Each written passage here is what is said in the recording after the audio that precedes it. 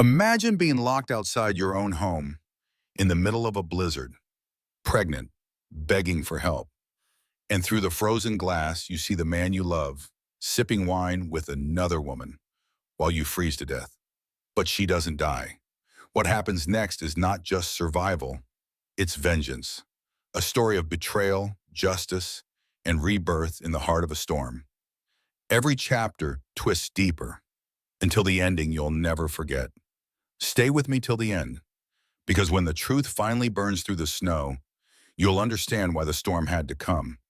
If this story gives you chills, hit like, drop a comment, share it with someone who loves justice stories, and don't forget to subscribe for more powerful tales like this one.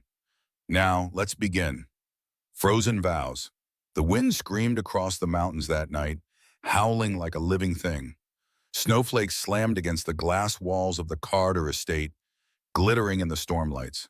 Inside that modern mansion, all glass, marble, and silence, laughter echoed where warmth should have been. Emily Carter stood on the frozen porch, barefoot, her breath clouding the air.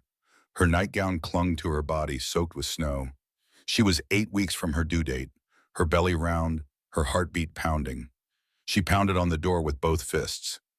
"David, please! It's freezing! Let me in!"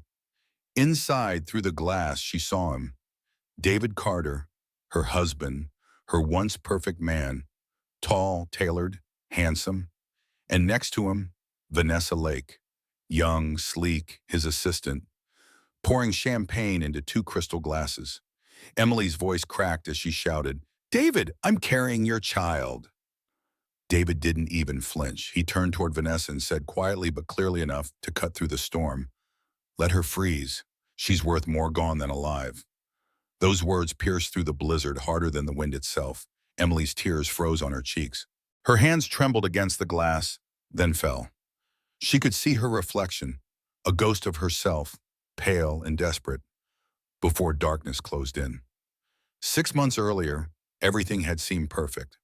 Emily was radiant, laughing in the summer sun, showing off her ultrasound photo to her parents.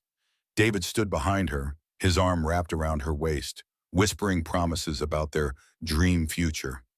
He was the kind of man people trusted instantly, confident, generous, always smiling. To everyone else, he was the golden husband. To Emily, he was her whole world. But behind that smile, David was drowning. His real estate empire was collapsing under hidden debt. Investors were pulling out.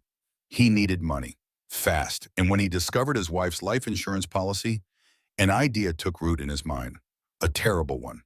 He increased the coverage quietly and made sure she never saw the papers. Vanessa, his loyal assistant and secret lover, helped forge the documents. Together, they planned everything. By fall, the mask had started to slip. Emily noticed small things. David stopped touching her. He avoided her eyes when she mentioned the baby. When she tried to help with his business, he snapped, "You wouldn't understand." He said it kindly at first, then cruelly, then with silence. Soon after, he suggested she quit her nursing job. He said he wanted her to rest, that it was for the baby. She wanted to believe him. She wanted to be a good wife. So she agreed, and that was when her world began to shrink. Days blurred together inside that house. David took her phone so she could relax. He told her mother she needed mental rest after some mood swings. Her parents, simple, trusting people, believed him. They thought their son-in-law was just trying to help. When Emily called her friends, no one answered anymore. David had told them she needed space. Little by little, her world became smaller than the walls around her. Every night she tried to talk to him about names for the baby, about how lonely she felt. But David's eyes were somewhere else, on his phone, on Vanessa, on something she couldn't see. Until one night she did see it. It was late, maybe after midnight. The storm was just beginning to whisper against the windows. Emily couldn't sleep. She went downstairs to make tea, and that's when she noticed the faint light under David's office door. He was asleep upstairs, or so she thought. Inside his office, the air smelled like whiskey and printer ink. Papers were scattered across the desk. Contracts, ledgers, legal folders. Her eyes stopped on one file marked Policy E. Carter. The blood drained from her face. She opened it. Inside, a new life insurance policy worth $2 million, signed with her name, but not in her handwriting. And beneath it, one small note scribbled in the corner. Activation conditions, accidental death, exposure to cold weather. Her breath caught. She turned the next page, and there it was. Beneficiary, Vanessa Lake. Emily froze. Her hands trembled as she traced the signature. Her own name forged in black ink. Her stomach twisted. The baby kicked. She whispered, "Oh my God, David." The sound of footsteps made her look up. David stood in the doorway, eyes shadowed. He smiled, that perfect, rehearsed smile. "What are you doing, sweetheart?" Her voice shook. You forged my name." He chuckled softly, walking closer. "You're tired. You're imagining things again." "No, I saw—" "Emily," so he interrupted, his voice suddenly sharp. "You're pregnant, emotional. Let's not make a scene." He took the file from her hands, stacked the papers neatly, and looked her dead in the eyes. "You're not thinking clearly anymore. Maybe you need help." For the first time, she saw something in his face that terrified her. Calm, empty cruelty. The kind that doesn't need to yell. The kind that already knows how the story ends. He kissed her forehead and whispered, "Get some rest. Big storm coming tomorrow." He turned off the light, leaving her standing in the dark. That night, Emily couldn't sleep. Her heart pounded against the weight of truth. She sat by the window, watching the first snowflakes drift down. Each one melted on the glass. Delicate, doomed. She touched her belly and whispered, "I don't know what he's planning, baby, but I won't let him hurt you." The wind began to rise. The fire downstairs flickered and died. Outside, the mountains disappeared beneath a wall of white. In Kaihaninamide, the house was silent, too silent. And somewhere below in the office, David and Vanessa clinked their glasses again. Vanessa's voice, soft and certain. "By tomorrow night, it'll all be over." David, "Yes, she won't even feel it." The storm swallowed their laughter, and above, in the dim bedroom, Emily Carter sat awake, staring into the snow, realizing her perfect marriage was about to become her death sentence. Morning came pale and quiet. The storm had passed for now, but the air still smelled like snow and secrets. Emily stood by the kitchen window holding a cup of tea that had already gone cold. She hadn't slept. Not even for a second. Downstairs, she heard David whistling, cheerful, relaxed, as if the night before had never happened. He moved through the house like a man in complete control. He always did. When he walked into the kitchen, he smiled that same perfect smile, the one that fooled everyone but her. "Morning, sweetheart," he said, kissing her cheek. His lips were ice cold.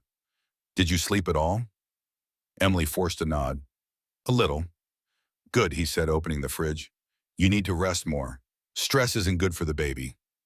The words sounded tender, but she heard the blade underneath them. David poured himself orange juice, then leaned against the counter. "You know, I've been thinking," he said casually. "About what?" "About your health." He gestured vaguely toward her stomach. "You've been anxious lately. Maybe we should have someone keep an eye on you. Maybe Vanessa could move in for a while." Emily froze. Vanessa? The woman from the office, the woman whose name was on the insurance policy. The mistress. And now he wanted her living here. She smiled faintly, hiding her fear. "That's thoughtful of you, David." He nodded, clearly pleased by her compliance. "I knew you'd see it that way." 2 hours later, Vanessa arrived. Her perfume filled the house before she even stepped through the door. She looked like she belonged there. High heels, perfect curls, confident smirk. She hugged Emily a little too tightly.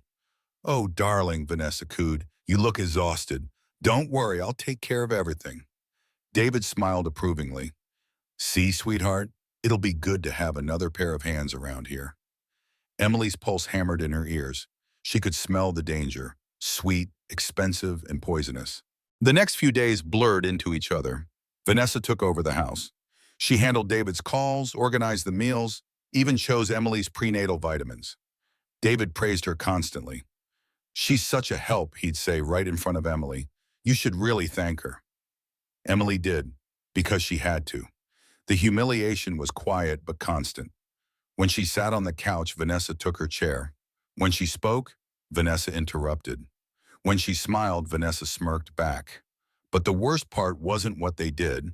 It was what they said when they thought she wasn't listening. One evening, as Emily walked past David's office, she heard their voices through the door. Vanessa, are you sure she'll go out like that? Exposure takes hours. David, don't worry, no one will question it. It's winter. She's pregnant. Accidents happen. Vanessa, and the baby?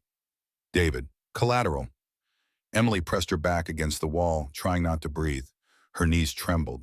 Her baby kicked again, as if it could feel her terror. That night, she made a decision.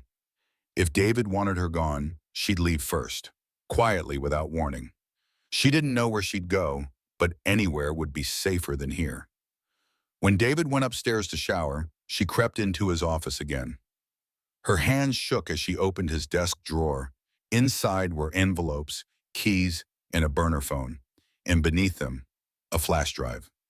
She didn't know what was on it, but instinct told her it mattered. She slipped it into her robe pocket.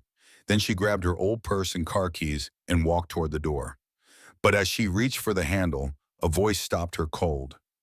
Going somewhere, sweetheart? David stood in the hallway. His hair was damp, his eyes unreadable. He stepped closer, smiling. You're shaking, he said softly.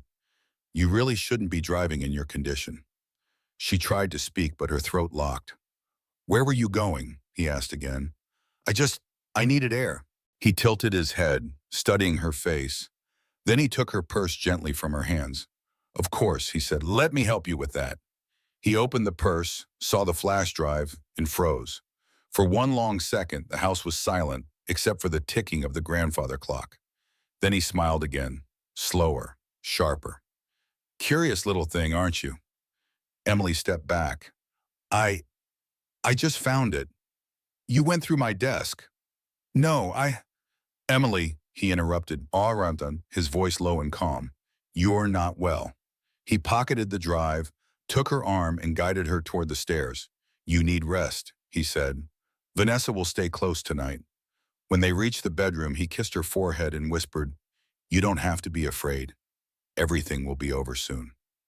The next morning, Emily's parents showed up unexpectedly. She thought maybe they'd come to take her away, that somehow they'd seen through David's act. But instead, they smiled warmly at him and hugged him like a son. Her mother said, David told us you've been struggling, honey. We're just glad he's taking such good care of you. Her father nodded. You listen to your husband, sweetheart. He knows what's best. Emily felt her world tilt. David's arm wrapped gently around her shoulder as he added, She's been emotional lately. Pregnancy hormones. Vanessa appeared with coffee, smiling sweetly. Don't worry, I'll look after her. That night, Emily overheard them laughing again. David and Vanessa sitting in the living room, wine glasses in hand. The storm outside was starting again, light flakes tapping the window like a warning. She hid behind the doorframe and listened. Vanessa, tomorrow's perfect. No neighbors. No one will hear her. David, we'll say she went for a walk. The snowstorm came fast, tragic. Vanessa, and after? David, after, we start fresh. Emily's hand covered her mouth to keep from crying out. Her baby shifted beneath her ribs, a small, painful reminder that she wasn't alone. She turned and hurried upstairs, heart hammering. In her room, she packed what little she could, baby ultrasound photos, a blanket, her mother's pendant. She waited for the house to go dark. She'd leave at dawn, she told herself. She just had to make it through one more night. But dawn never came quietly in the mountains. At 3 a.m., thunder rolled across the ridge, followed by the low growl of the wind. The storm had arrived earlier than expected.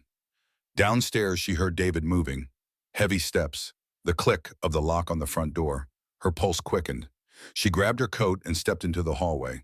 And there he was, standing at the bottom of the stairs, looking up at her in the half-light. Couldn't sleep again? He asked softly. She nodded, trembling. Don't worry, he said, stepping closer. It'll all be over soon. His voice was calm, too calm. And behind him, Vanessa stood by the door holding a glass of champagne. Her eyes met Emily's, cold, victorious. Emily's breath hitched as the wind howled outside, rattling the windows. She knew without a doubt that the perfect trap had already closed. The storm hit harder than anyone predicted. By late afternoon, the sky had turned to bruised steel. Snow fell in heavy sheets, blanketing the Carter estate like the world was being erased. Inside, the air was warm, too warm. David poured whiskey by the fire, the amber light reflecting off the gloss and off the cold amusement in his eyes. Vanessa lounged on the couch beside him, scrolling through her phone, laughing softly at something he said. Emily stood at the window, staring out into the endless white. The wind screamed against the glass, shaking the frame. Every instinct in her body told her something terrible was coming. "Shouldn't we check the generator?" she asked quietly. David smiled without looking up. "Already handled." His tone was calm, too calm. She nodded, her hand resting over her belly. The baby kicked gently, almost as if it sensed the fear in her chest. That night, the storm swallowed the mountain whole. Snow piled knee-deep against the porch and the power flickered. The house creaked like a ship at sea. Vanessa lit candles. David played music, soft jazz that didn't fit the mood. He poured 3 glasses of wine. "For the family," he said, handing one to Emily. She shook her head. "You know I can't drink." He smirked. "Right, always so cautious." Vanessa laughed, her voice smooth and sharp. "It's not like one sip would kill you." The two of them shared a look, the kind that said more than words ever could. Emily's throat tightened. She stood and turned away. "I'm going upstairs." "Don't," David said suddenly. His voice snapped through the air like a whip. She froze. "I need to talk to you first," he continued, his tone soft again. "About what?" "About us." He gestured toward the couch. Emily sat, hands folded over her belly, trying to keep her voice steady. "What's going on, David?" He stared at her for a long time, swirling his whiskey. Finally, he said, "You've been different lately." "In what way?" "Suspicious, paranoid. You've been talking about me to your parents, haven't you?" Her heart thudded. "No, don't lie," he interrupted, his voice low. "You're making me look like a monster." She swallowed hard. "David, I found the papers." He cut hers off with a laugh. "Oh, those. God, Emily, you really are losing it, aren't you?" Vanessa's smile widened. "Poor thing, it's probably hormones." Emily's breath hitched. "You forged my name. You made me look insane." David leaned forward, his voice soft but deadly. "You've always been unstable. Everyone knows it now, even your parents." Tears welled in her eyes. "You told them that?" He shrugged. "They agreed you need help. That's why Vanessa's here." Emily stood up, shaking. "You can't keep me here." David rose too, his height casting a shadow over her. "Of course I can. Everything in this house, your car, your cards, even your phone, belongs to me." He smiled, sipping his drink. "Now sit down and behave." Emily backed away. "You're sick." David tilted his head. "I'm careful." And that was when the power went out. Darkness swallowed the room. The storm howled outside, pounding the windows like 1,000 fists. Vanessa let out a fake gasp. "Oh no, what'll we do?" David chuckled. "Nothing to worry about, I'll check the fuse." He looked at Emily. "Come with me." Something in his tone made her stomach twist. She followed him to the back door, the snow already pressing against the glass. He opened it, the cold air slicing through the house. "See," Hadid, pointing toward the shed. "Just need to reset the breaker." The wind screamed. Emily hesitated. "David, it's freezing." He turned to her, eyes flat. "Go check it." "What?" "I said go." "So I don't know how," he smiled, the kind of smile that didn't reach his eyes. "It's easy. I'll be right behind you." She took one step outside. The cold hit her like a wall. Snowflakes stung her skin, the wind clawing at her hair. She turned back and saw the door slam shut. For a heartbeat, she stood frozen, stunned. Then she grabbed the handle. It didn't move. Locked. "David!" she screamed, pounding the glass.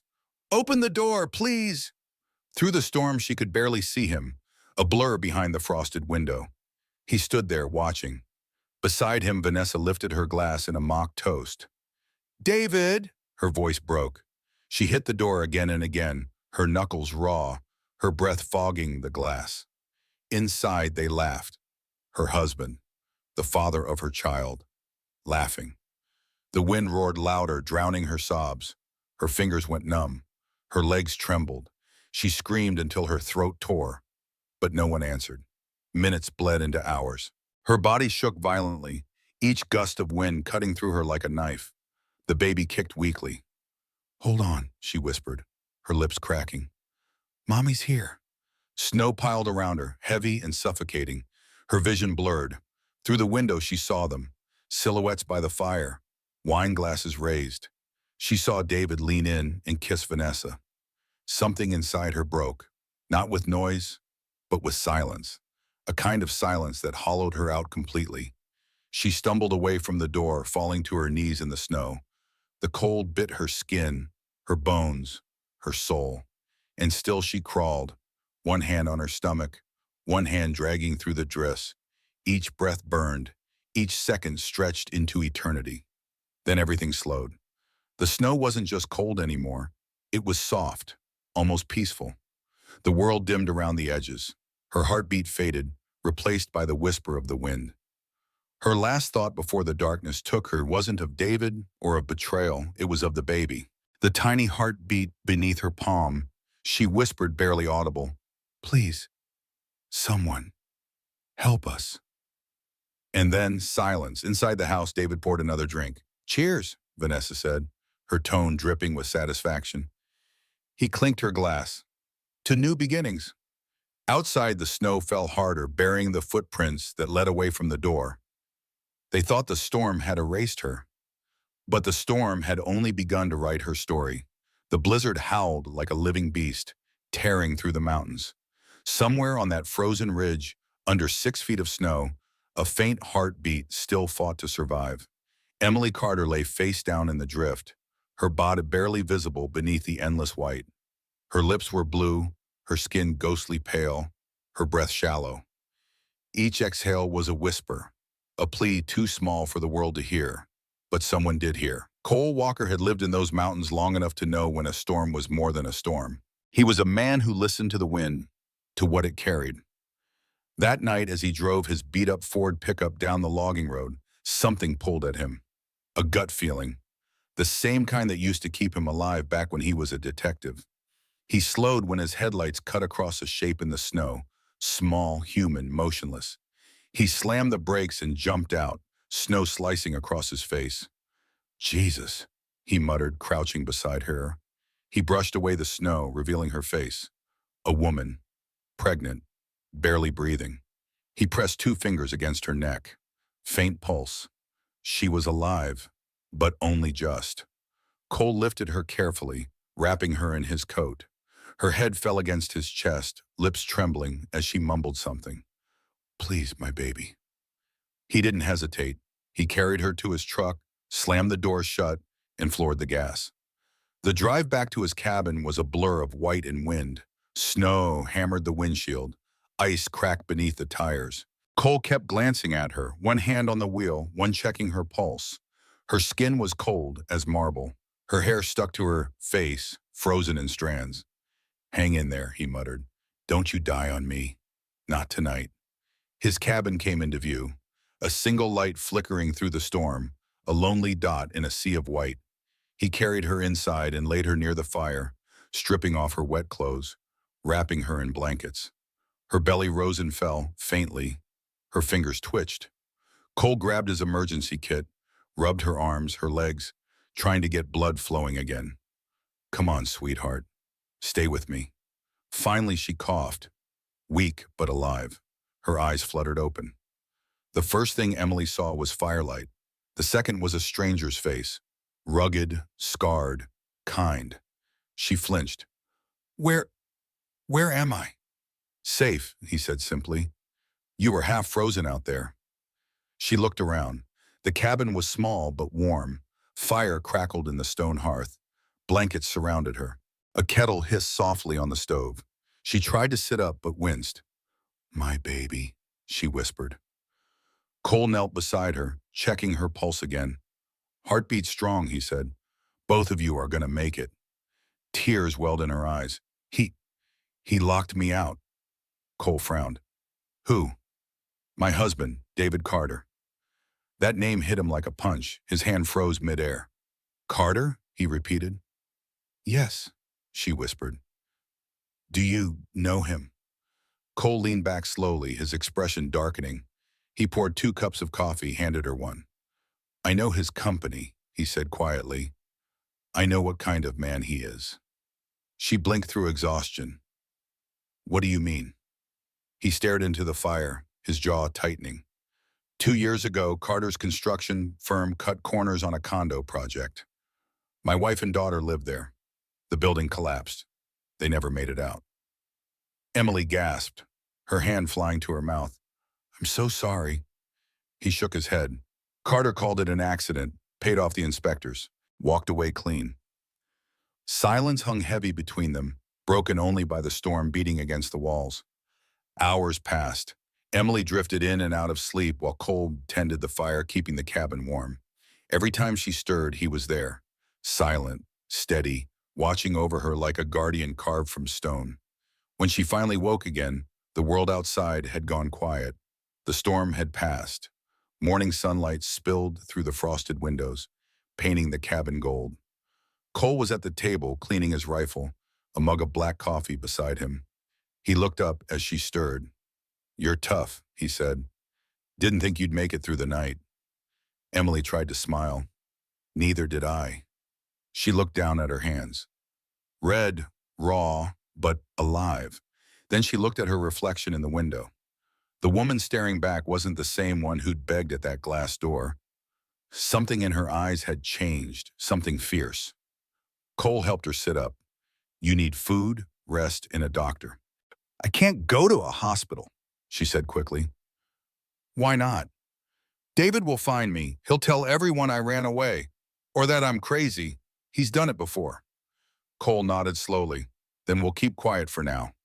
He stood, grabbed his coat, and pulled a dusty first aid kit from the shelf. I'll head into town for supplies. No one knows you're here. You'll be safe. Emily's eyes followed him. Why are you helping me? He paused by the door, the morning light cutting across his face. Because I know what it's like to lose everything to that man. And because you're still fighting. My wife didn't get that chance. The door closed behind him, the wind carrying his words away. When he returned hours later, Emily was stronger. She cleaned up, changed into dry clothes, and even managed to eat a little soup.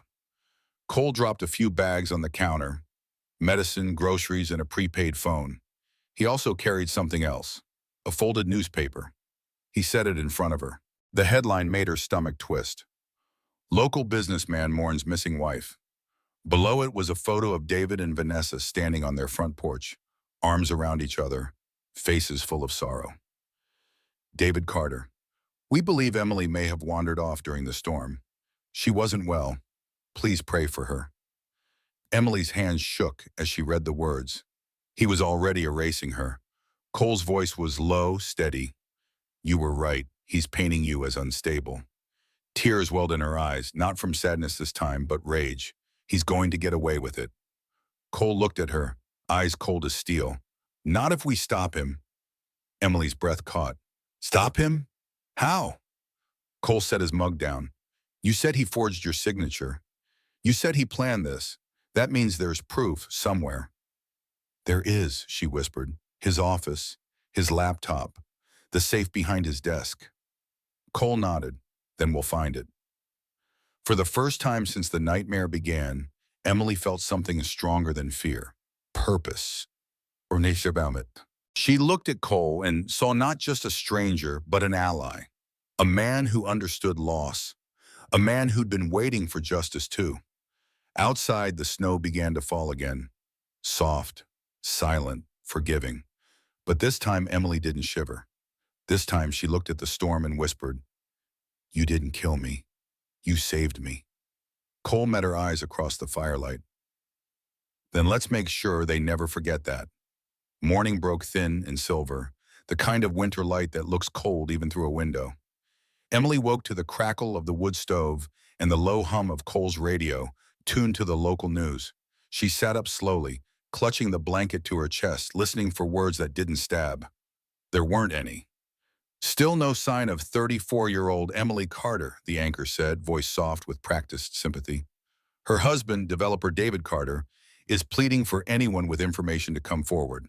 Authorities believe Emily may have wandered into the storm during a mental health episode. Mental health episode. The phrase slid across Emily's skin like ice. Cole turns the radio down and set a mug in her hands. Hot, he said. Small sips. She stared at the steam until it blurred her eyes. He's making me a ghost, she whispered.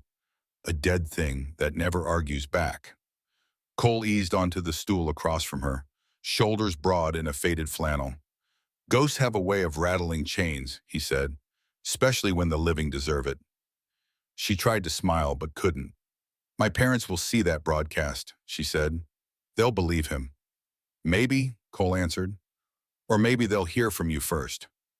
He slid a prepaid phone across the table. Unregistered. Call them. Keep it short. Emily nodded, thumbs trembling over the keypad. The line rang and rang. Her mother picked up at last, thin, breathless, already crying. Mom, it's me. A gasp. Then, Emily, where are you? David said. I'm safe, Emily said. Please listen. David locked me out in the storm. He wants the insurance money. He forged my signature. Don't say things like that, her mother snapped, voice suddenly sharp with fear. He's been so good to us. He paid the mortgage last month. Your father's hours got cut. You know that. Mom, Emily said, the word breaking. He tried to kill me. The baby. Her mother went silent. When she spoke again, her voice was small and brittle. Where are you? I can't say. Then I can't help you, her mother answered, and the line went dead. Emily folded over the table like someone had cut her strings. Cole's hand hovered above her back, then settled there. Steady, human, real. She wants to believe her life isn't built on a lie, he said quietly. That's not your fault. Emily sat up, wiped her eyes, and flattened her palms against the wood. How do we make proof louder than David's lies? Cole slid a small recorder from his pocket. By getting it on tape, in his own words. But first, we build a safety net. Timestamps, backups, locations, witnesses who can't be bought. Who can't be bought, she echoed softly, and looked at him. Not anymore, he said. They spent the morning making a plan. Cole pulled maps from a drawer, laying them across the table, tracing the logging road, the ridge, the long looping drive that wrapped behind the Carter estate. His office is here, Cole said, pointing to the back wing. If he still keeps the wall safe behind the desk, your passport and the original policy might be inside. He does, Emily said, but the house is crawling with cameras. Then we don't walk through the house, Cole answered. We go under it. He led her to the mudroom and kicked aside a rubber mat, underneath a hatch. Under the hatch, a crawl space. My cabin was built by a man who hated being found, he said, grim. He showed me where the mountain breathes, the way it does under most houses and old decks up here. They practiced with rope, flashlights, and silence. Emily's breath steadied. Her hands stopped shaking. Each small task, a knot, a step, a whisper, gave her back a piece of herself. By afternoon, the clouds had thickened again. Cole drew the blinds and brought out a box from the top shelf of a closet.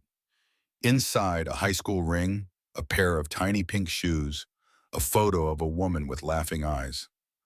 My wife, Allison, he said, and our daughter, the day before the collapse. Emily reached out, then stopped. I don't know how you keep breathing, she said. I didn't.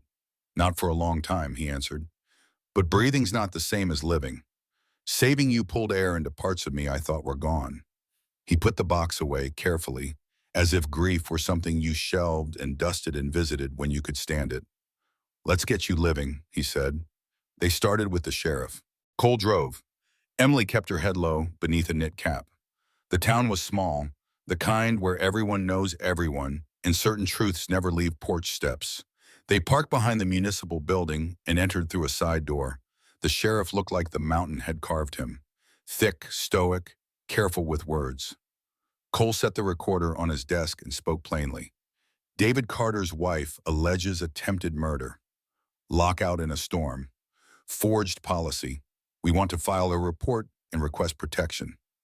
The sheriff listened, nodding occasionally, hands folded like prayer. When Cole finished, he leaned back and sighed. "David's a donor," he said finally, "and a friend. He says you're unstable, Mrs. Carter." "Mrs. Carter is pregnant," Cole said, voice low, "and alive because I dragged her out of a snowbank." The sheriff rubbed his temple and stared at his computer screen as if it might yield courage. "I'll, open a case," he said. "But you know how these things go. Money makes time slow down."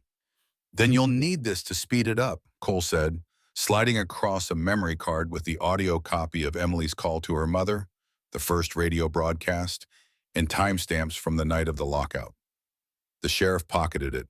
"I'll do what I can," he said, which sounded like a man promising the weather would hold. Outside, Emily exhaled a breath she didn't know she'd been holding. "That felt like shouting into snow," she said. "It was," Cole answered, "but even echoes find ears." They swung by a pharmacy for prenatal vitamins and a blood pressure cuff. Cole paid cash. On the way out, a TV mounted high in the corner flashed David's face again. "We asked the public to respect our privacy," David said, voice thick with grief. Vanessa stood beside him in black, clutching his arm like a widow rehearsing a role. "We just want our Emily back," he continued. "She's not herself. She needs help." The pharmacy clerk sniffed. "So tragic. He's a good man." Emily turned away before the sea inside her spilled onto the linoleum. Back at the cabin, Cole made stew thick enough to anchor a ship. Emily ate because he watched her eat. They printed photos of the bruises on her wrists where David had dragged her. They wrote down everything she remembered: dates, threats, the code to the office safe, the scent of Vanessa's perfume, the exact way the deadbolt had sounded when it slid shut. By dusk, the wind had picked up. Cole went outside to split wood. Emily cleaned the kitchen, slowly, gratefully, to prove to herself that normal things still existed. She rinsed the bowls, set them in the rack, and was reaching for a towel when she heard it. A car door, then another. She froze. Through the curtain, two figures stood at the edge of the yard. No headlights, no plates she could see. Just men in dark coats, hands in pockets, faces pointed toward the cabin like a compass needle. The door opened. Cole's boots thudded in behind her, snow on his shoulders, axe in his hand. "Back room," he said, calm as rain. No sound. She slipped into the hallway, heart thundering, and crouched behind the coat rack. Cole lifted the bar on the door. Before he could drop it back in place, someone knocked. 3 slow, deliberate raps. Cole looked through the peephole. A deputy, alone. The bar stayed up. Cole cracked the door an inch. "Evening, deputy," he said. "Sheriff sent me," the man lied too easily. "Got your report. Need Mrs. Carter to come in for a statement." "Funny," Cole said. "We just came from there." The deputy smiled without his eyes. "Sheriff wants her now." "And the 2 friends behind the tree line?" Cole asked. The deputy's smile flattened into a threat. "Don't make this hard." Cole shut the door, slid the bar, and turned off every light in one sweep. Darkness laid its hand over the house. Outside, boots crunched snow. "Basement," Cole whispered. "Now." They moved through the mudroom, lifted the hatch, and dropped into the crawlspace. Cold earth breathed at them. The air smelled like pine and iron in the inside of the mountain. Above, the front door shook violently. A shoulder slammed into it. Once, twice. Then the crack of wood yielding to persistence. Cole pulled Emily deeper beneath the house, past the joists, to a pocket where sound thinned. He whispered, "Breathe quiet. Don't cough. Don't move unless I push you." Boots hit the floor overhead. Heavy steps. Voices without names. "Clear," one called.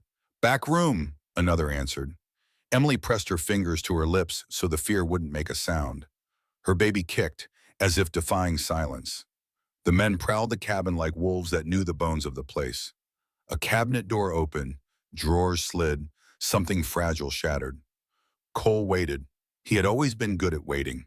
On the force, he'd once stayed still beneath a porch for 5 hours while a suspect smoked cigarettes above him, flicking ash through the planks into his hair. This wait felt longer. "Finally, nothing," a voice said. "Let's send a message." A cap hissed. The sting of paint filled the air. Emily's throat closed. She knew what she would find later, and she was right. When the boots retreated and the door slammed and the vehicle finally rolled away, Cole waited 30 more breaths before he touched her shoulder. They surfaced cautiously, like divers who understood how pressure worked. The front room looked ransacked. Drawers yanked, cushions slashed, the photo by the stove overturned. Across the living room wall, in red spray paint, 4 words bled like an open wound. You should have frozen. Emily's breath broke. Not from fear, from fury. Cole stood beside her, jaw clenched, eyes tracking the angles of threat like a map. We're done playing defense, he said. He fetched a toolbox and worked silently, repairing the splintered jam, replacing the deadbolt with a bar that would bite steel. Emily scrubbed the wall until her hands hurt. The paint smeared. It would take layers to cover. That was fine. She had layers too. They slept in shifts that night, if the hush between heartbeats could be called sleep. When Emily's eyes did close, she dreamed in white and red. White snow, red letters, the color of a line you don't cross twice. She woke before dawn to the sound of the kettle and the smell of coffee. Cole slid a plate of eggs toward her. Eat, he said. We're working today. What kind of work? The kind that turns ghosts into witnesses, he said. They started with the timeline. Cole wrote on a legal pad. Dates, times, places, screens Emily remembered. The exact appearance of David's office safe. He sketched schemas for how a small-town man with big city ambition hides crimes. Shell LLCs, sham invoices, offshore wires. He'd seen versions of this story 100 times. The faces changed. The math didn't. Emily recited as if she were counting rosary beads. The safe code is his dad's birthday. He keeps a backup drive inside. The folder on his laptop is labeled quarterly, but the real ledger is in marketing under raw footage. Vanessa's password is Via Lake 29. They rehearsed movement, where to step to avoid the foyer camera, where the porch sensor trips, where the deck boards creak. By late morning, Emily could walk the route in her head with her eyes closed, breathing in fours, heart in her throat, courage in her lungs.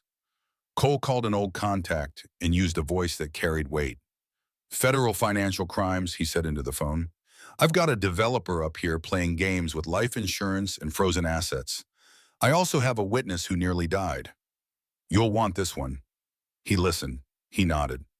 Tonight, he said, send the burner line. We'll upload. He hung up, met Emily's eyes, and let her see it. The line between intention and action had been crossed. This isn't about scaring him anymore, he said. This is about endgame. Emily touched the scar that ran along his knuckle, a thin white line that told its own story. I'm not afraid of him, she said. I'm afraid of not trying. A smile ghosted his mouth. That's the right fear, he said. They needed one last thing, a clean scan of Emily's injuries. Without a hospital, without a report that could be altered, Cole drove them to an urgent care 2 counties over, the kind that doesn't ask questions when cash answers. The clinician documented hypothermia trauma, wrist bruising consistent with force, stress indicators common to late-term pregnancy after an extreme event. Any domestic violence, the clinician asked, eyes soft but serious. Emily held Cole's gaze and said, yes, but I'm safe now. The clinician nodded, printed the forms, and slipped a personal card across the counter. Call if you need a witness, she said. They returned to the cabin as the sky turned the color of steel again. The wind was coming back. Winter liked second chances. Inside, the vandal's red letters glowed dull in the dim light. Emily set the papers on the table, flattened them with her palm, and swallowed the ache in her chest. They wanted me gone, she said. They wanted me to disappear. You're not disappearing, Cole answered.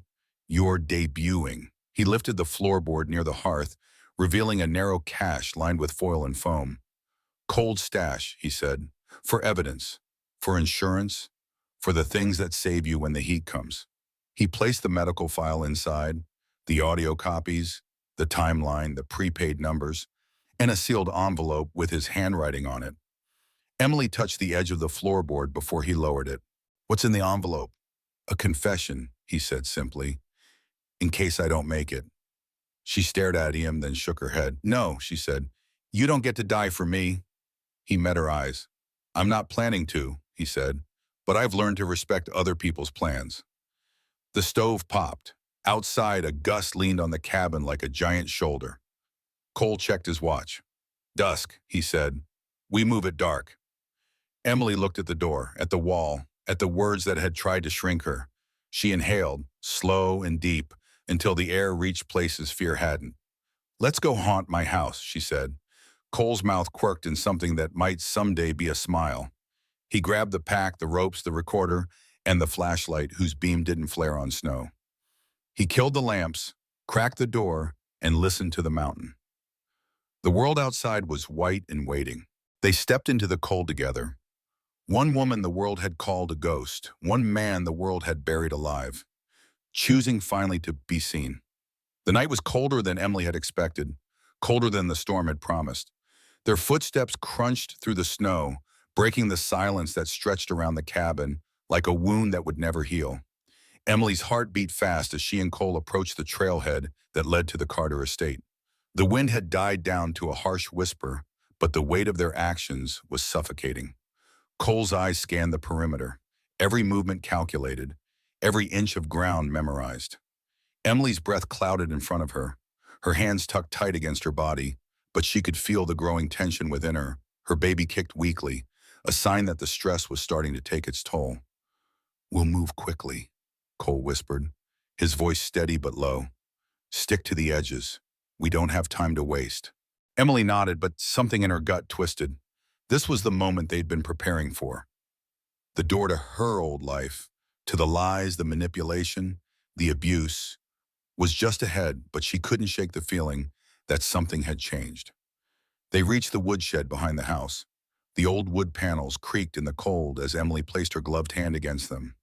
The house loomed behind them, dark and imposing, like the final memory of a life she didn't want to leave behind, but couldn't bring herself to reclaim. Emily crouched beside Cole as he pried open a small window, his gloved hands moving with practiced efficiency. Ready? He asked. Her eyes darted to the front of the house, where the lights were dimmed, giving the impression of stillness, of security. But she knew better. This was not safety. This was a trap. Let's go, she said, forcing the dread down into her chest. The house was silent when they entered through the back. Too silent. The kind of silence that filled a room just before something horrible happened. Inside, the darkness felt thick, pressing against Emily's skin as she followed Cole down the narrow hallway toward the study. Her heart raced, her palms sweating beneath her gloves. She had been here 1,000 times, but now it was different. Now she wasn't Emily Carter. Wife, mother-to-be, the one everyone expected to disappear. She was Emily Carter, survivor, the woman who wouldn't be forgotten. They reached the study door. Cole checked the lock, then gave a subtle nod. Emily stepped inside, the familiar scent of wood polish and leather binding hitting her like a wave of memories. But this wasn't a home anymore. This was a battlefield. Her hands shook as she moved to the desk, staring at the same polished surface that had once been a source of comfort. Now it was just a reminder of everything David had taken from her. Cole stood by the door watching for movement, the tension in his body making him as still as the shadows around him. Emily moved quickly, but her stomach twisted with every motion. She couldn't help but think of the baby growing inside her, of the fragile life that had been caught in the crossfire of her husband's greed and cruelty. She yanked open the desk drawer, fumbling for the safe code she knew by heart. Her fingers moved fast, but they felt clumsy. Everything felt wrong, like the air itself was conspiring against her. Finally, the drawer clicked open, and she pulled out the files. Her heart skipped as she scanned the first page. There it was, the proof she needed. David's forged signatures. The insurance policy, the lease, the deceit, the plan to make her disappear.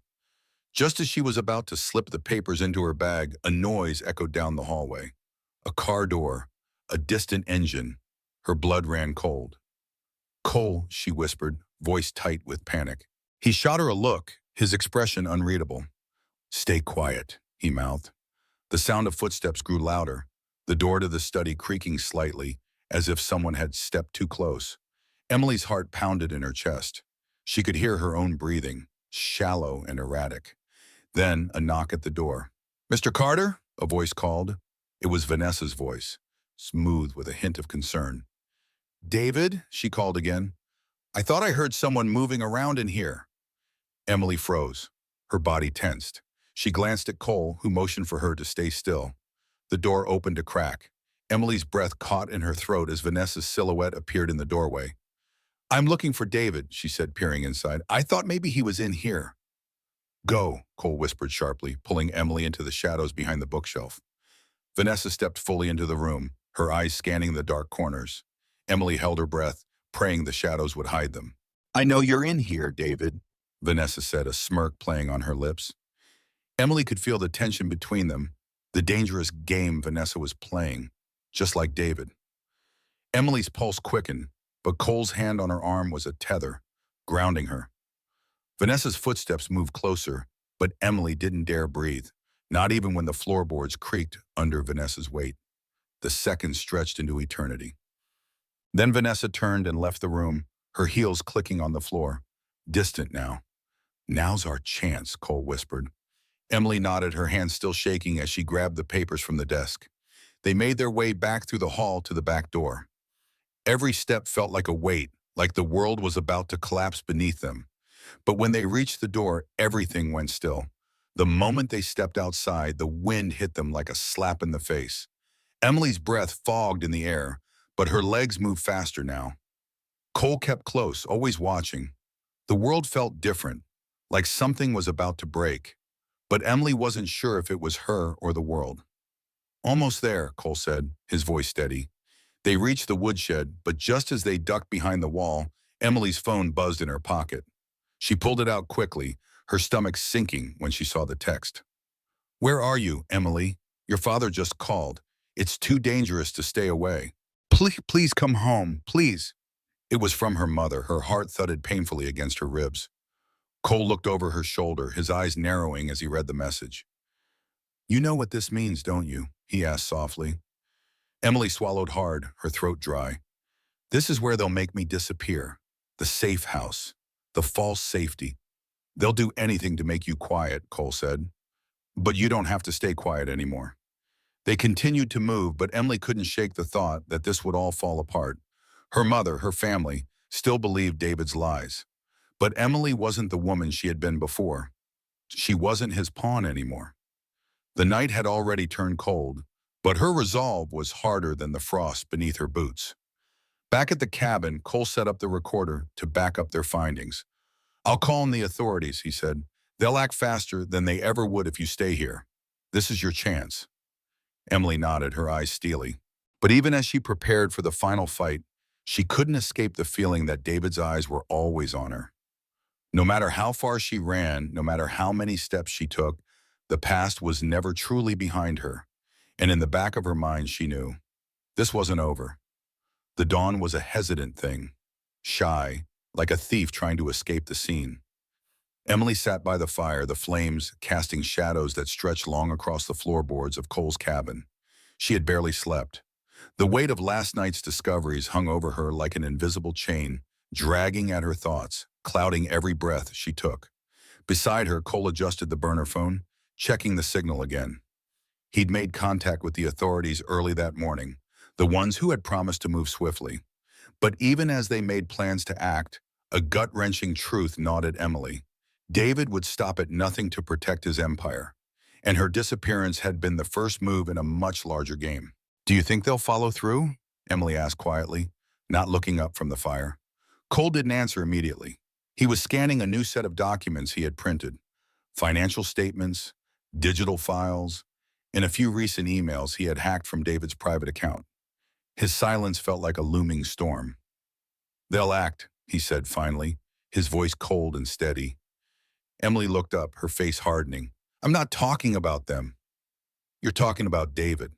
Cole met her eyes. "You're asking if he'll pull the strings to stop this. And my answer is yes, he will." The conversation turned to strategy quickly. Cole had laid out everything they knew, everything that had led them to this point.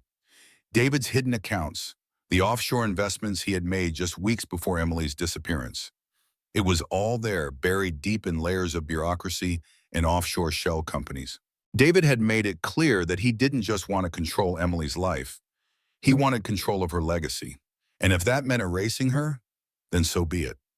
Cole sat back in his chair, his fingers tapping rhythmically against the armrest. "He's setting up the perfect smokescreen," he said, voice tight. "Carter Industries is pushing this narrative. That you're crazy, that you're unstable, that I disappeared into the storm. Public sympathy is his shield." Emily clenched her fists in frustration. "But it's a lie. Everyone who saw me knows it's a lie," she snapped, her voice rising. Cole looked at her, his expression unreadable, but his eyes sharp. "I know, but the world doesn't know you. It knows him, and David knows how to play the game." Emily turned away, a sick feeling growing in her stomach. "What's the next move?" she asked. "How do we make sure he doesn't just bury me?" Cole paused, then pulled out a thick folder from his bag. "This is the key." He slid it across the table toward her. It was full of printouts, documents, receipts, transaction logs, and at the center of it all, a recording of David's voice. It took a moment for Emily to grasp the weight of the documents before her. Cole had managed to get his hands on a set of encrypted files that were supposed to be securely locked in David's office. Files that detailed the illegal transactions David had been orchestrating under the guise of corporate expansion, siphoning money from Emily's inherited funds, falsifying records, and paying off government officials to hide his tracks. "I told you David's a master manipulator," Cole continued, "but he's also careless. He's too arrogant. He thinks no one will notice the strings he pulls behind the curtain." Emily skimmed the documents, the truth dawning on her like a bolt of lightning. David had orchestrated everything: the insurance policy, her disappearance, and the business dealings that tied her fate to his money machine. Her life wasn't just collateral damage. It was a pawn in his scheme to secure more wealth and power. The most damning piece of evidence was a voice recording. It had been intercepted from one of David's private meetings. In it, David's voice was unmistakable. "We'll give her some time to find herself. We've got all the right people in place to handle the press. No one's going to question a woman going off the deep end. They'll buy it.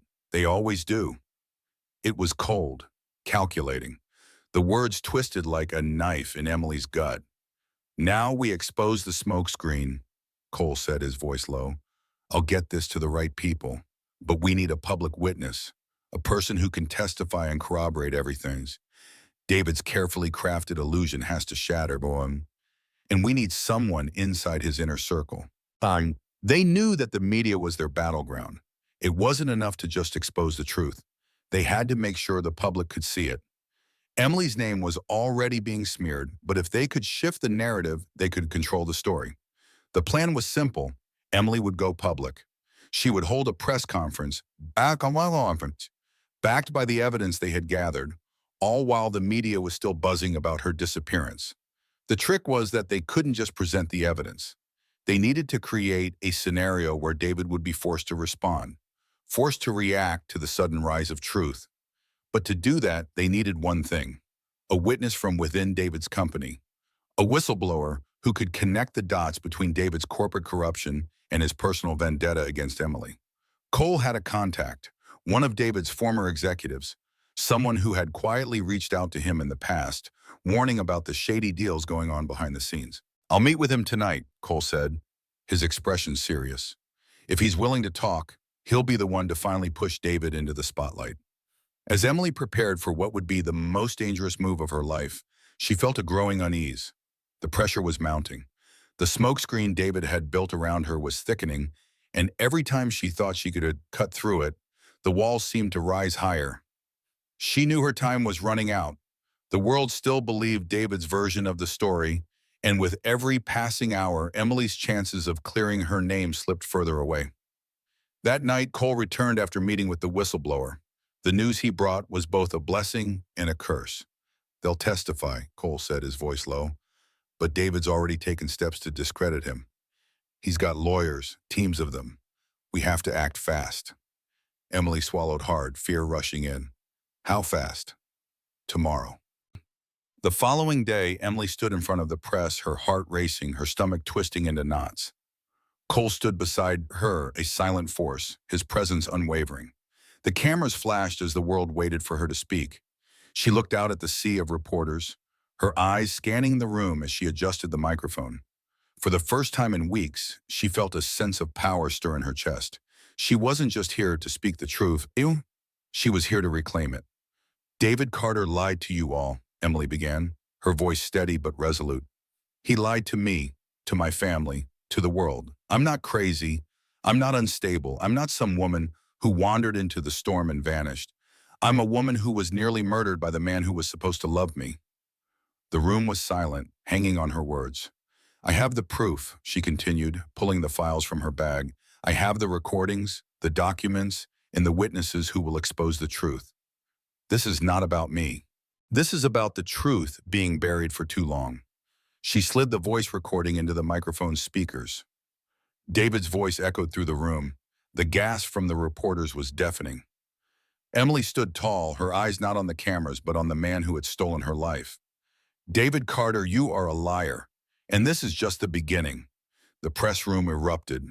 The sound of cameras clicking, voices shouting over each other, and phones buzzing filled the air.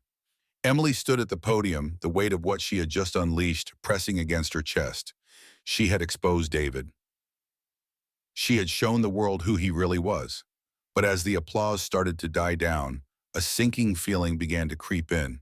The world knew the truth, but David had always been steps ahead. Would it be enough to bring him down? The news outlets were running with it. Ex-wife of developer David Carter speaks out. Former wife exposes deep corporate corruption. Murder attempt revealed. Whistleblower implicates Carter Industries in fraudulent insurance scheme. The headlines were flashing across screens like wildfire. But Emily knew the real battle had just begun. The press conference was over, but the real fight was only beginning. Emily returned to Cole's cabin, her mind spinning with the implications of what she had just done. She had hoped that speaking out would bring some relief, some sense of justice. But the reality was colder. David wasn't just a man, he was a system, a network of power, influence, and resources that could pull strings no one even knew existed. What now? Emily asked, as Cole shut the door behind them. He looked at her, his expression sharp, calculating. Now we wait. David will retaliate. He'll use everything he has to discredit you, to smear your name. The media will turn. They always do. Emily shook her head. Not this time.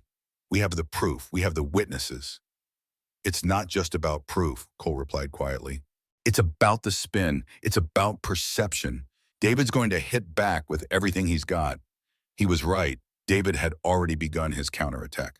That evening, the phone call started. It was the same message repeated over and over. David's lawyers want to settle. He's willing to take care of you if you drop everything.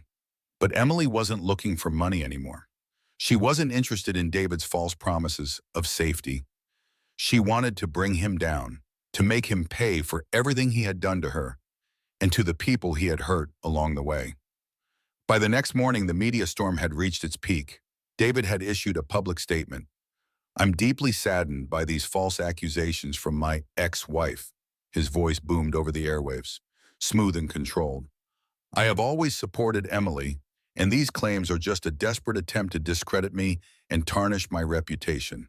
I've been nothing but a loving father and husband, and I will fight this with everything I have. His face appeared on every screen. Behind him, the family portrait. Perfect. Pristine. Emily's stomach churned. She knew what David was doing. He was trying to turn the public against her. He was using the same tactics he had used for years. Manipulation, gaslighting, and the media's blind trust in his wealth and status. But this time, Emily wasn't buying it. That afternoon, Emily's phone rang. It was her mother. For a moment, she hesitated.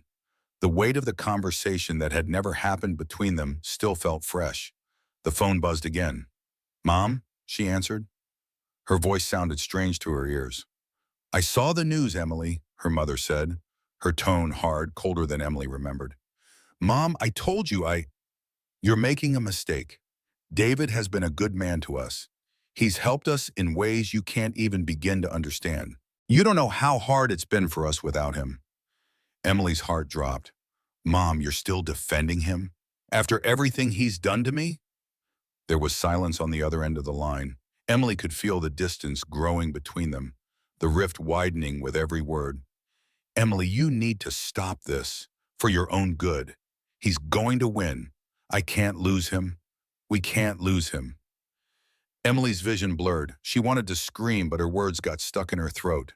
You're making a mistake, Mom. He's lying. He's been lying to all of us for years. The phone clicked dead.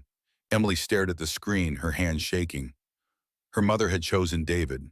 She had chosen him over her own daughter. That evening, David's lawyers launched their full attack. The first thing they did was leak a statement to the press. Emily Carter has a history of unstable behavior. Her claims against Mr. Carter are nothing more than a fabrication designed to seek attention and money. The media picked up the story instantly. Ex-wife of wealthy developer claims abuse. But is her story credible? Emily Carter's mental state called into question after public accusations. The smear campaign was in full swing, but Emily wasn't about to let them define her.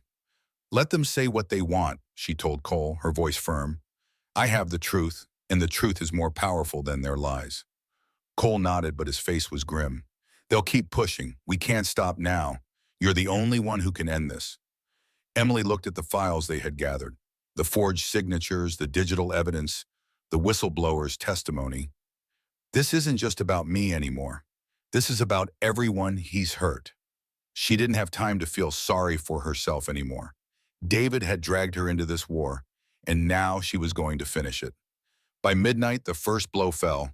David's lawyers issued an injunction preventing Emily from speaking publicly about the case until further notice. The courts had sided with him, at least temporarily. The headlines were everywhere. Court rules in favor of David Carter, and judge orders Emily Carter to cease public statements. Emily knew it was coming, but it didn't make the sting any less painful. That's just the first strike, Cole said, his eyes dark with determination. They're going to try to silence you, but we can't let them. But as the hours dragged on, Emily realized something. David was winning, at least for now. The next morning, everything changed. Emily woke to the sound of her phone buzzing. It was a message from the whistleblower, the one man who had agreed to testify against David. The message was short. I've been found. They're coming for me. Before Emily could process what that meant, the phone rang again. It was the sheriff's office. We need you to come down here, the officer said. There's been an incident. Emily's blood turned to ice. She didn't need to ask who. The whistleblower had been silenced. Cole's voice was low and determined as he grabbed the keys to the car. We have to move now, Emily. We can't let them get away with this. Emily's heart pounded in her chest. This was it. This was where everything came to a head. They drove through the night, racing against time, against the lies, against David's machine. When they reached the sheriff's office, the officer who greeted them was as grim as the sky overhead. The whistleblower's gone, he said, but we found something we weren't supposed to. He handed them a folder filled with photographs. Photographs of David, photographs of his business dealings, of the people he had silenced, and the people who had disappeared without a trace. Emily's breath caught as she flipped through the pages. David's empire wasn't just about money, it was built on broken lives, and now it was all coming apart. The wind howled outside as Emily and Cole stood in front of the courthouse, the steps feeling like the boundary between their past lives and whatever came next. Everything had led to this moment. The accusations, the lies, the games David had played. Now Emily was about to face him head-on, with everything she had. There would be no more running, no more hiding. This was the final confrontation. Inside the courthouse, Emily was met by the oppressive silence of the marble halls. She felt the weight of every pair of eyes watching her as she moved toward the courtroom. David had already arrived, of course. He had his legal team, his media circus, and his carefully constructed persona. But Emily wasn't afraid anymore. Her nerves, once raw and unsteady, were now steel, forged through everything she had endured. I don't need you to protect me anymore, she said to Cole as they entered the courtroom. Cole glanced at her, a flash of concern in his eyes. You know I'm not going anywhere, right? She nodded. I need you with me, but this is mine. As they entered the courtroom, Emily's gaze locked on David, sitting confidently at the table with his lawyers. His posture was relaxed, smug even. Behind him was his unshakable empire, the world that had belonged to him for so long. But Emily wasn't looking at him with fear. She was looking at him with determination. This man had ruined everything for her, and now she was going to ruin him. The judge entered and the room quieted. David's lawyer stood first, his voice cold and polished. "We've come here today to refute baseless accusations. Mrs. Carter has made a spectacle of herself, accusing my client of things that simply don't exist." His words flowed like honey, every syllable carefully chosen to manipulate. But Emily didn't flinch. She was ready. When it was her turn to speak, she stood tall. Her voice echoed in the room, clear and unwavering. "This isn't about my past with David Carter. It's about the truth. I've spent the last year trying to survive his lies, his manipulation, his violence, and I'm done hiding." She paused, her eyes sweeping over the courtroom, landing on the jurors, the press, everyone who had ever doubted her. "I'm here to expose everything, all the lies, the corruption, the secrets he's kept hidden for too long." Emily nodded at Cole, who handed over the sealed folder to the court clerk. The judge gestured for the evidence to be presented.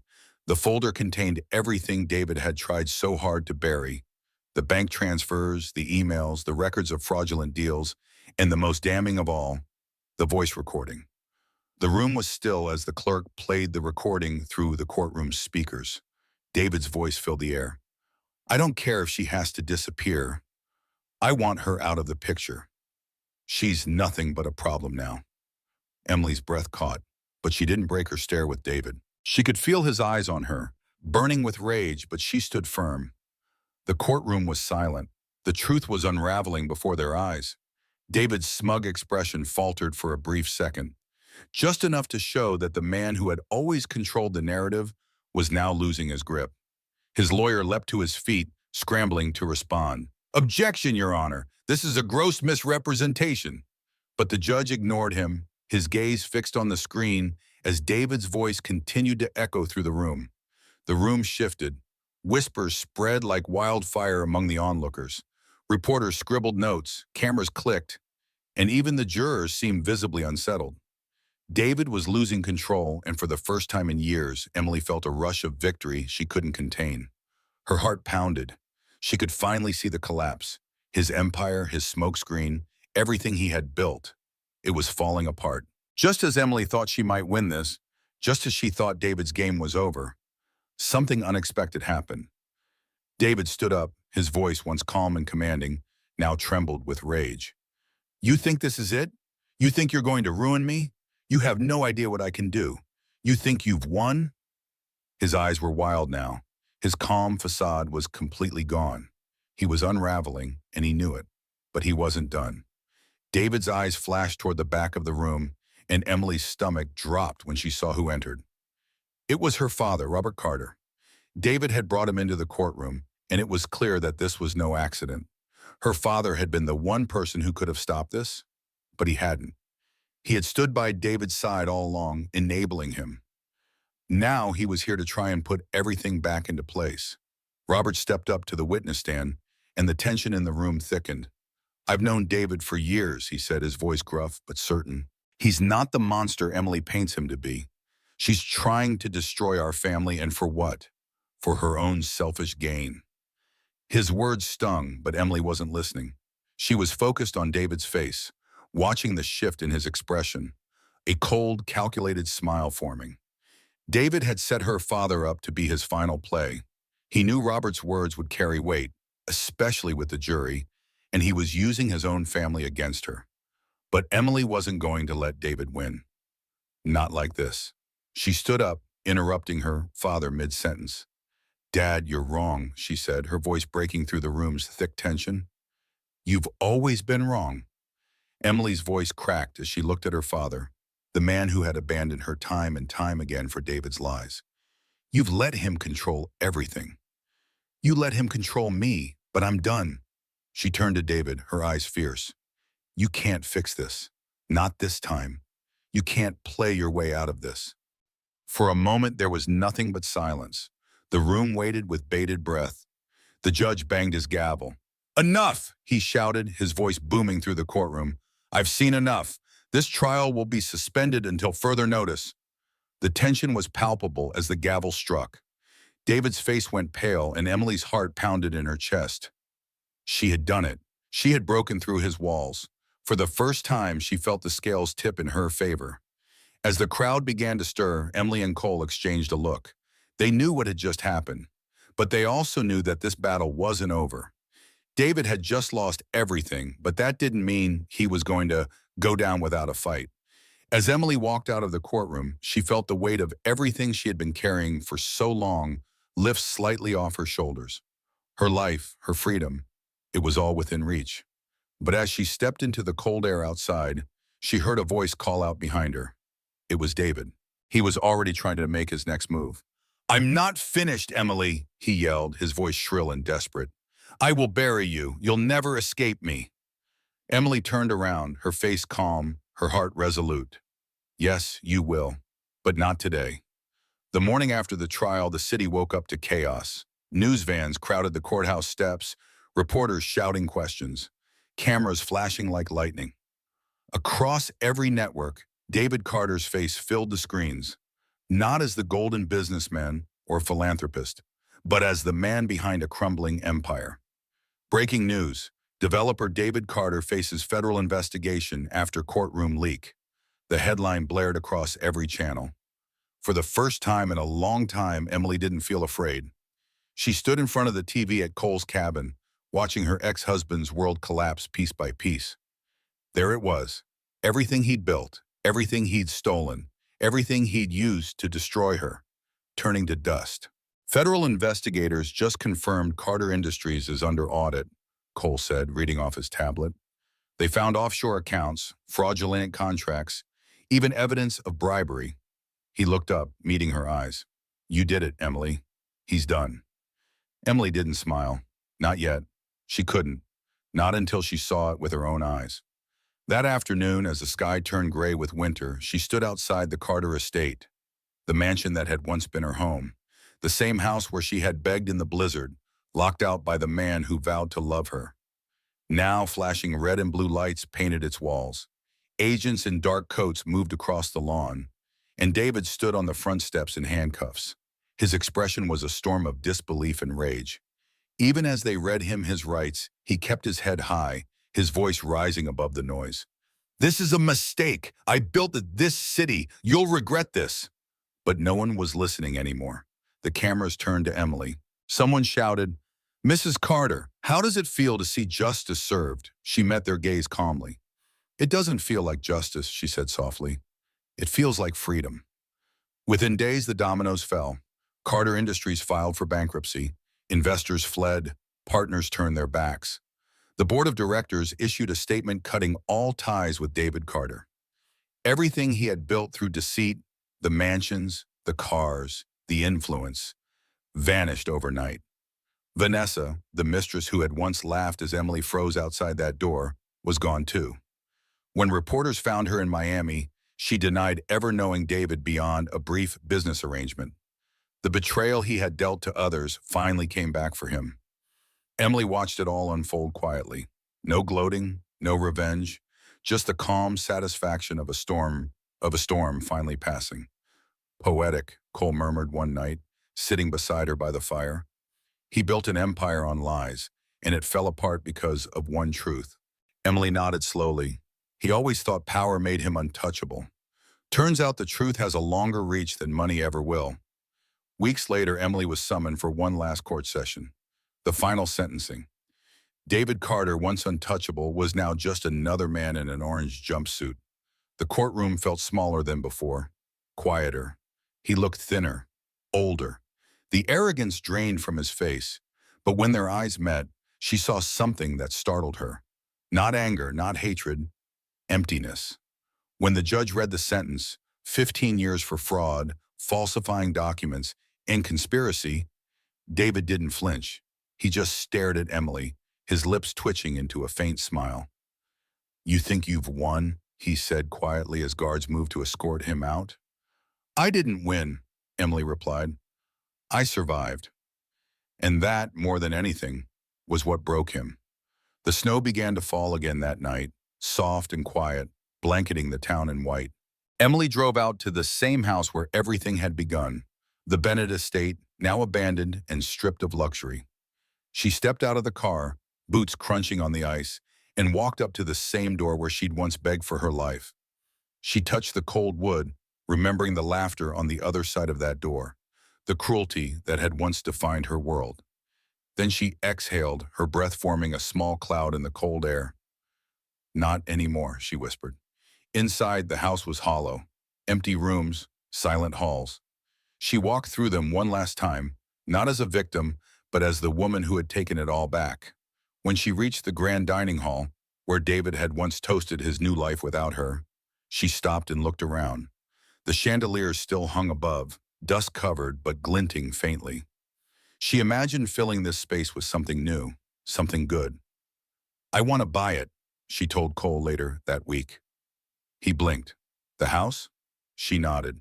"Not for me, for others, for women who've been through the same hell. I'm turning it into a shelter." Cole smiled faintly. "You sure about that?" Emily looked out the window at the snow falling softly. "Yes, no one should ever be locked out in the cold again." 6 months later, the mansion was transformed. The gilded halls were gone, replaced by warm lights, soft beds, laughter. The women who arrived were bruised, broken, scared, just like Emily once had been. And she greeted every single one of them at the door herself. She called it the Haven, a place where women could heal, rebuild, and rediscover their strength. Every brick of it had once belonged to David's empire. Now it belonged to the women he'd tried to erase. On the day of its opening, Emily stood by the doorway as snow began to fall again, just like that night. But this time the door stayed open.